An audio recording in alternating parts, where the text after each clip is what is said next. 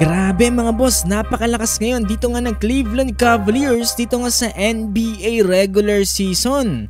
Inalo lang naman nila ngayong araw mga boss ang Charlotte Hornets at dahil dyan mga boss nasa win streak number 10 na sila at merong 31-4 win-loss record para dito sa Eastern Conference. At hindi lang yan mga boss, etong si Donovan Mitchell ay may sinabi patungkol nga dito, balak niyang gawin mga boss dito para sa Cleveland Cavaliers. Merong kaugnayan para kay LeBron James. Ano-ano nga ba yan mga boss? Tara't pag-usapan natin yan.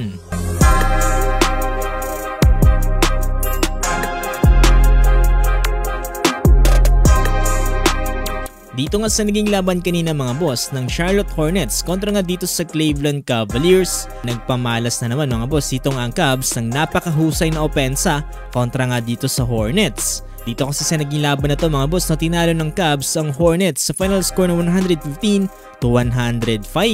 na kung saan pinangunahan mga boss dito nga ni Darius Garland na kung saan nakapagtala ng 25 points, 3 rebounds with 2 assists. Samantalang etong si Donovan Mitchell ay 19 points, 3 rebounds with 4 assists. Para naman dito sa Charlotte Hornets, etong si LaMelo Ball at Brandon Miller na meron tig 24 points. Ito nga mga boss sa naging laban na to sa buong quarter ay hindi naungusan dito ng Hornets ng kahit isang beses dito nga ang Cleveland Cavaliers. Patunay lamang yan mga boss na unti-unti talagang gumaganda ang team chemistry dito nga ng Cleveland Cavaliers.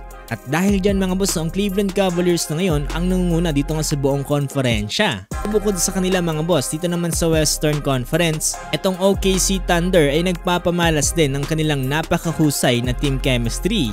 Dahil sa ngayon ay nasa win streak number 15 na sila, mayroong 30-5 win-loss record. Ito mga boss, yung nakarang laban dito ng Cleveland Cavaliers kontra nga dito sa Los Angeles Lakers, inaitanong dito si Donovan Mitchell kung ano nga ba daw yung masasabi niya patungkol nga dito sa legacy ni LeBron James. Sabi nga dito ni Donovan Mitchell mga boss napakarami na nga daw nagawa dito ni LeBron James. Ang biggest thing nga daw para sa kanya dito para kay LeBron James ay palagi siyang nandyan. Kahit ano nga daw mangyari ay nandyan si LeBron. Kahit nga daw na sa edad na 40 years old ay talagang ginagawa niya pa rin yung mga bagay na ginagawa niya ngayon para sa Los Angeles Lakers. Kaya sobrang taas nga daw ng respeto dito ni Donovan Mitchell para dito kay LeBron.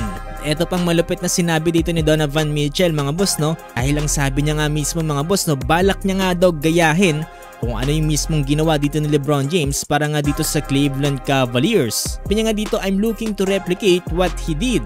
Ito nga mga boss, yung pagkakaroon nga ng championship dito nga para sa Cleveland Cavaliers. Pinya nga dito, nagawa nga lang daw to ng isang beses at hopefully nga mga boss magawa naman ito ng ikalawa pang beses. So yun mga boss kung magpapatuloy nga ang ganitong kagandang ginagawa ngayon ng Cleveland Cavaliers ay hindi talaga malabo mga boss na talagang aakyat sila papunta nga dito sa playoffs. Ang pinakatanong na lang ngayon mga boss ay kung may survive nila yan hanggang sa NBA Finals.